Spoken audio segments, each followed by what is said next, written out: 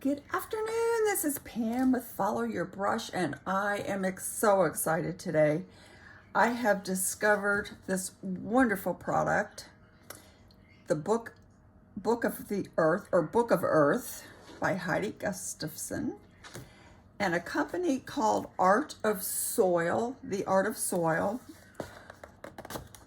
that is run by Karen Vaughan in Wyoming. They both are soil scientists and researchers, and just have this wealth of knowledge of pigments, which, you know, we love pigment. We love our pigments, don't we? I know I do. So I was so excited to not only discover the Art of Soil, the company, which Karen runs and creates beautiful, pure pigment paints and other products for us to enjoy while respecting the earth from which we come. And to study the earth from which we come, this book is wonderful. Heidi has taken this book and she takes us through the history of not only color, but the soil, the rocks, the earth, the meanings of colors, not only to us today, and the minerals from which we need for medicines, art, life. Minerals that are needed in our bodies, iron, the meaning of ochre, back to the days of when color was found in prehistoric caves, even into mythology. The colors and the earth is like part of us. And she explains this beautifully in art, in photography, as well as in colors. It's just absolutely gorgeous. So this week, they both came on the same day. This particular palette was created to accompany this book. So as she talks about the different ochres and colors and pigments in the book, Karen Vaughan has worked in conjunction with her and created this special palette of paints. And I am just delighted and thrilled to be able to introduce it to you today. The first one is called biogenic iron. And here that is, we begin with in this direction. So that's this color right here. And it is a beautiful color. And like the name suggests, it's taken from the iron of the earth. And we know that we need iron in our diets. We don't want iron deficiencies. So here's an example I did. I put the line down for the opacity, and as you can see, these are pure pigments. They are not opaque. Just pure pigments. I put a little bit of salt on wet, and I lifted some, so you can see how it lifts. The salt is dry now, so we can take it off and see the results. The next one is red ochre. I'm reminded of this just by living here in Georgia. We have red clay, and my children for the years have always come in looking like this with the red clay. It's a beautiful pigment, beautiful pigment. And so this is the red ochre. It's a pure pigment, so we've got a transparent color here. Added some salt, gave it some little bit of texture. This actually, as I painted with this, it's practically sparkly when you put it on your paper. You can see the pigments so beautifully. The next color here is actually down here. I put it in the wrong place on my chart. It's called white ochre. And let me add a little bit here so you can see how it goes on fresh. These re-wet easily, beautiful colors. So this is white ochre. And the number that is on the palette compares to in the book, where she gives examples and charts of the pigments and where they were found and the histories of each. So this too is transparent. It did lift a little bit. Salt gave it a nice texture. It's just a really pretty pure shade. Then let me go back up here because I did my chart wrong. This is the black ochre. Let's put some on wet so you can see it. Goes also very granulating, beautiful. You can see the textures coming up in that as I apply it. It also did lift a little. I added some salt. I got some nice textures. And then this is just a wash. And this is where I went back to lift it.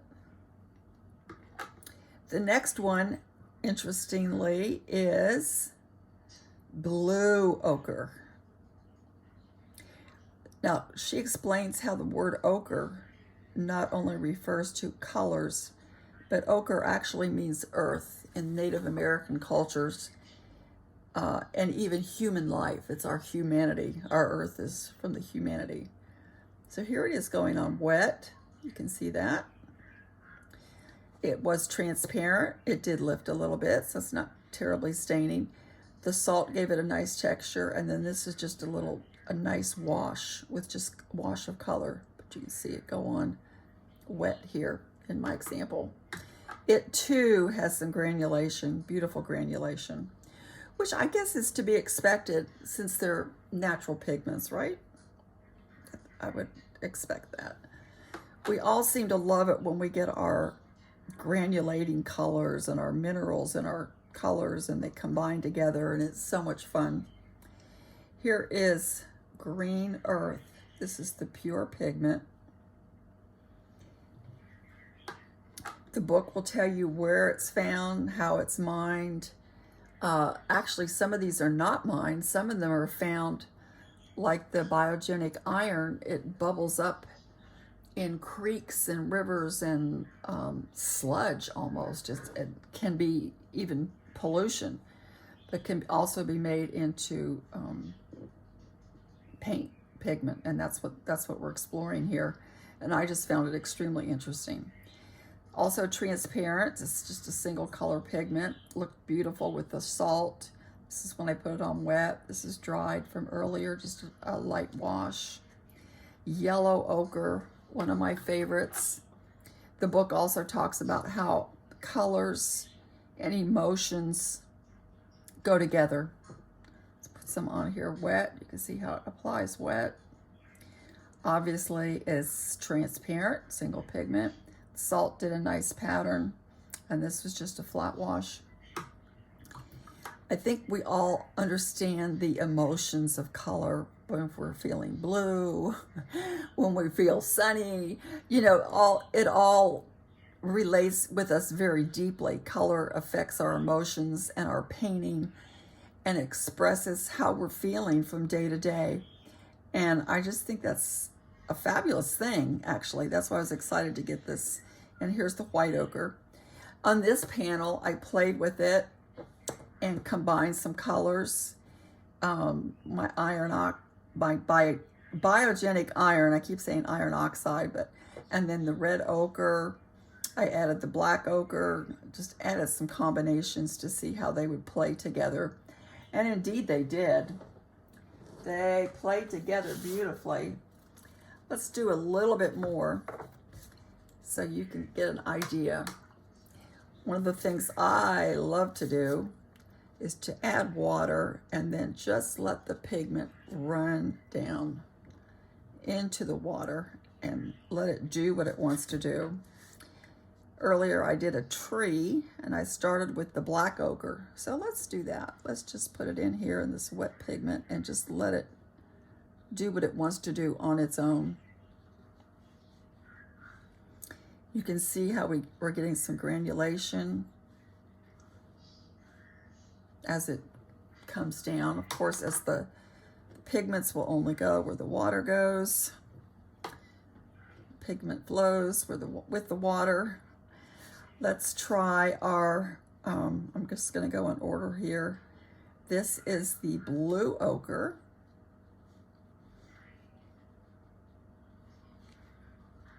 also a really pretty color.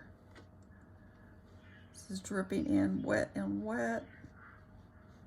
Gives us a nice color. If I were to add that to my tree here, we'll see some other colors and textures come into this tree. Just give it some more texture. I love it. Green earth. Gonna kind of come in here wet on wet. I mean wet on dry. Maybe add some shapes to my tree as leaves. Just kind of dib-dabbing here. Been painting lately with shapes and looking for the shapes. Sometimes they go out, sometimes they go up. We can layer this a little bit. It's giving us a nice effect. Kind of come back here and let's add some. It's still wet, so it's gonna spread a little bit, but just add some more branches to our colors here as we explore our earth pigments.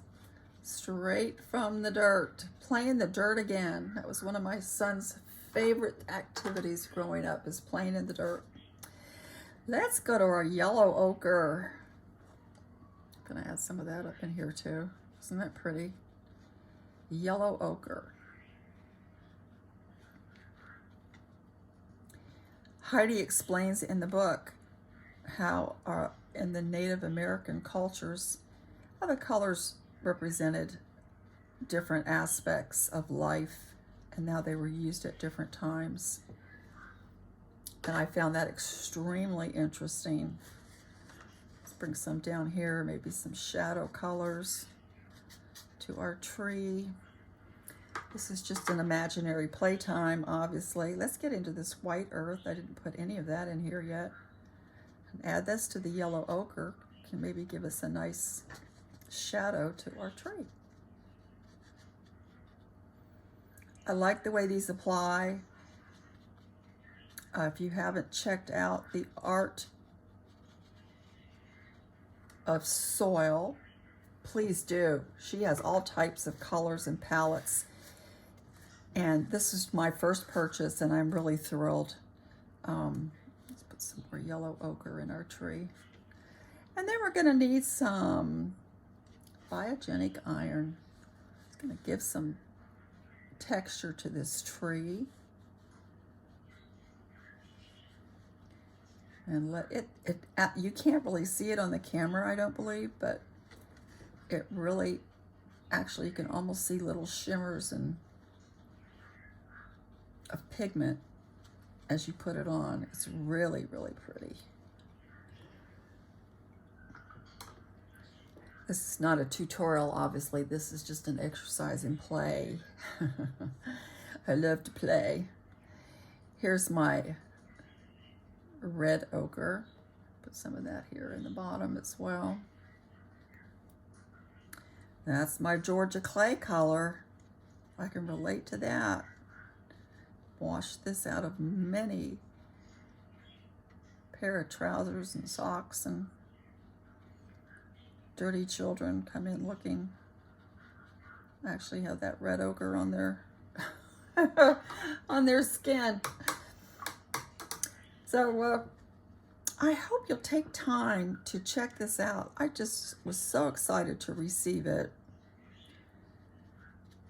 And check out Heidi Gustafson's book, The Book of Earth. It's quite inspiring and exciting to me to read the history of the soil and the pigments that we take so for granted. And in our paint colors, we have pigments that we like and enjoy, and we just kind of take note of the pigment colors without really thinking about where they came from. And this book was just delightful in discovering that. I'm going to put some more of this black ochre in here. Just create some textures. Let this have its will with the water. So I wanted to introduce this to you. I'm so excited about it, and I hope you enjoy it. And check out theartofsoil.com. The company is in Wyoming, run by, I can't get this out of it right now, theartofsoil.com. Company run by Karen Vaughan and her family. And then also Book of Earth, most inspiring book explaining our relationship to color, to earth, to the pigments, to the rocks from which our pigments come. I heard Jean Haynes say one time, sometimes when we paint, it's like therapy to us. It's like if you have mountains to move in your emotions, when you sit to paint, you're literally moving mountains, because what you're doing is you've got these pigments from our beautiful earth, and as you apply this, you are moving a mountain somewhere. These pigments, we see it in the rocks, and here they are coming to join with us in our paintings. And what a joy and experience to be able to partake of that. It's given me a new appreciation for my pigments and the earth that we take from, but we also want to respect and give back and take care of, right? So that's my introduction to you for today. I just had to share this because it's just, to me, is so exciting to see the collaboration between the book as well as Karen Vaughan and her paint palettes. She has many other colors, pure pigments, specially made by hand and crafted with love and care for our country, our earth, our world, our environment. So take a look and enjoy. I hope you've enjoyed this little preview. Thanks. Bye.